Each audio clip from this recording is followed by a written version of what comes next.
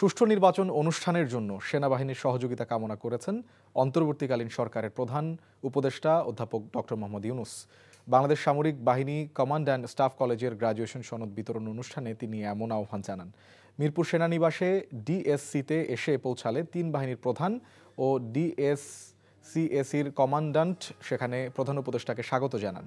এবার বাংলাদেশের সেনা, নৌ, বিমান বাহিনী, পুলিশ সহ বিদেশি ২৩টি দেশের মোট ৩১১ জন সামরিক কর্মকর্তা এই কোর্স সম্পন্ন করেছেন, যার মধ্যে সেনাবাহিনীর ১৭০ জন, নৌবাহিনীর ৪৫ জন, বিমান বাহিনীর ৩৬ জন, বাংলাদেশ পুলিশের ১ জন নারী সহ ৩ জন কর্মকর্তা রয়েছেন। আর বিদেশি কর্মকর্তা ছিলেন ৫৮ জন। সফলভাবে কোর্স সম্পন্ন করায় সকল কর্মকর্তাকে অভিনন্দন জানান প্রধান উপদেষ্টা।